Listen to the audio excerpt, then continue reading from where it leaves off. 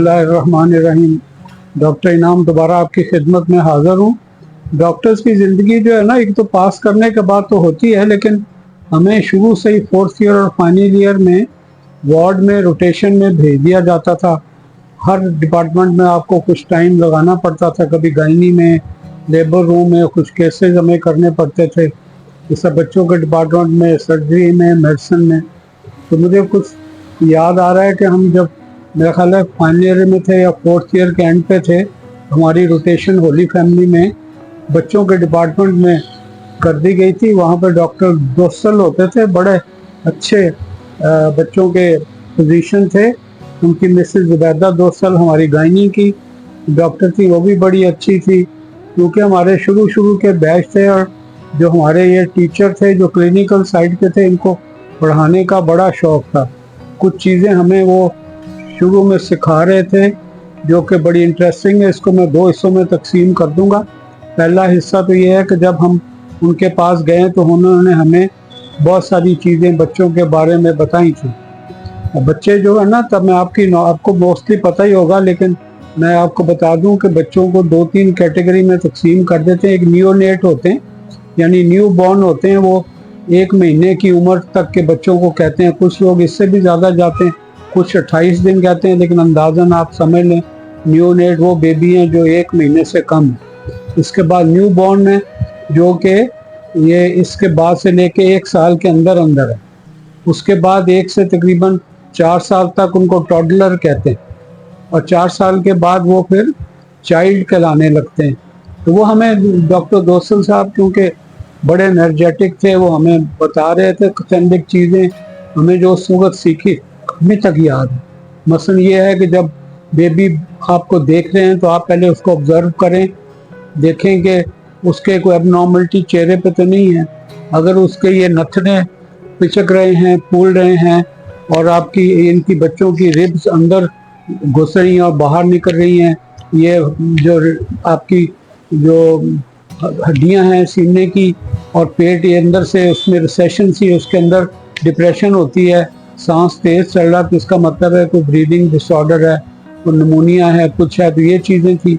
दूसरा ब्लू है, तो उसका मतलब है या ऑक्सीजनेशन की कमी है या कोई कंजेंटल हार्ट डिजीज़ है, यानी हार्ट के अंदर कोई वेल्वुलर नक्स है या नहीं है। तो वो हमें फिर सारे डेमोन्स्ट्रेट करते थे, बच्चे उठाते थे और हमें लेके आते थे। कई बच्चों को नियोनेटल जॉन्डिस होता है 1 महीने के अंदर, वो कई वजह ब्लड की कंपैटिबिलिटी से भी हो जाता है। तो उनका ट्रीटमेंट होता था कि धूप में, वो खिड़की के पास से धूप आ रही अंदर, उस पर लटाते थे। तो एक मोरोज रिफ्लेक्स होती थी जो मुझे अभी तक नहीं भूली, हमने कम ही किया, 1-2 बार मैंने किया है, लेकिन ये डेवलप जो है ना बच्चों की असाब की टेस्टिंग है, नॉर्मल बच्चों में होती है। वो यूँ करते थे कि गर्दन के पीछे हाथ रख के और गर्दन से प्रेशर आपका थोड़ा बिल्कुल ढीला, छोड़ते नहीं थे, ढीला हाथ नीचे कर देते थे। तो बच्चा जो है ना एकदम ऐसे करके हाथ खोलता था, और ये इसके जो थंब है वो थोड़े से अंदर की तरफ आते थे।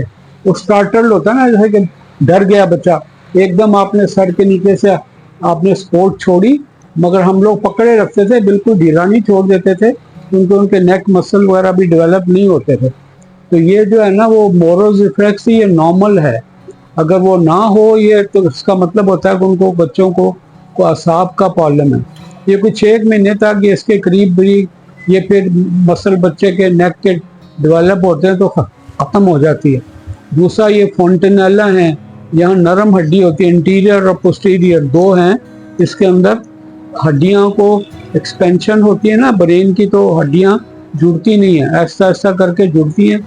पिछले वाले पोस्टीरियर जो फोंटेनेला हैं ये जल्दी बंद हो जाते हैं, इंटीरियर जो है ना देर से बंद होते हैं। तो अगर किसी के जल्दी बंद हो जाए तो आपको बच्चों के डॉक्टर के पास जाना चाहिए। किसी के 1.5 साल तक भी इंटीरियर फोंटेनेला बंद नहीं होते, फिर भी आप बच्चों के डॉक्टरों को आपको दिखाना चाहिए। हम लोग पीछे फिर स्पाइन को देखते थे, गर्दन के स्पाइन से लेके नीचे तक उसमें कोई डिफेक्ट तो नहीं है, उसमें कुछ झिल्लियाँ तो नहीं बाहर आ रही।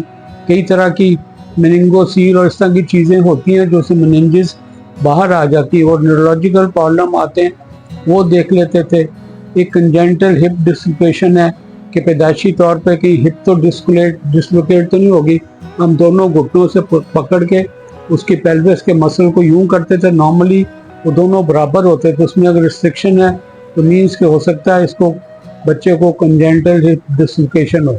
ये चंद एक चीज़ें थी जो उस ज़माने में भी थी और अभी भी ट्रू हैं। हम क्योंकि हम पीडियाट्रिक हम प्रैक्टिस नहीं करते हैं, लेकिन ये चंद एक चीज़ें आपकी नॉलेज में होनी चाहिए।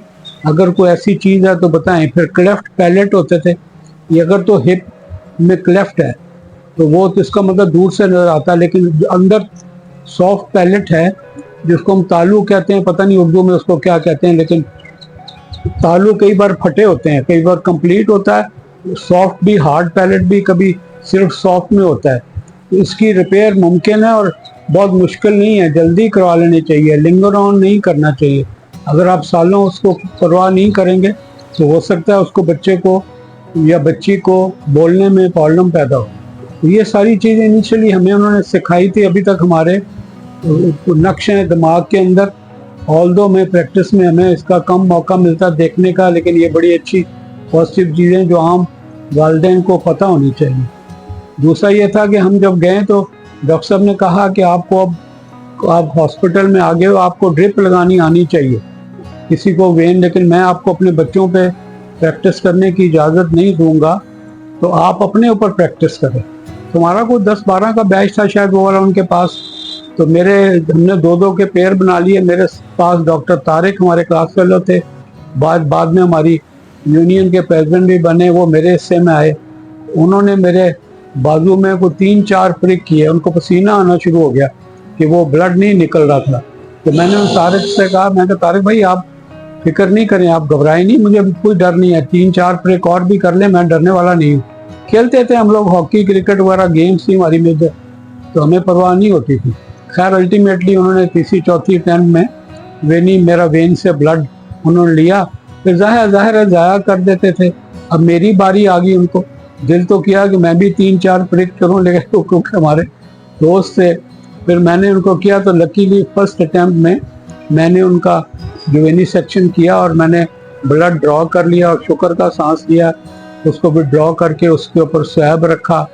तो ये हमारे शुरू के जो डॉक्टर अभी बने नहीं थे, स्टूडेंट लाइफ में तजर्बात शुरू हो गए थे। तो अपना ख्याल रखिएगा। इसके बाद मैं उन डॉक्टर रोसल साहब के साथ ही अगली वाली वीडियो में आपसे शेयर करूंगा, वो भी वेरी इंटरेस्टिंग।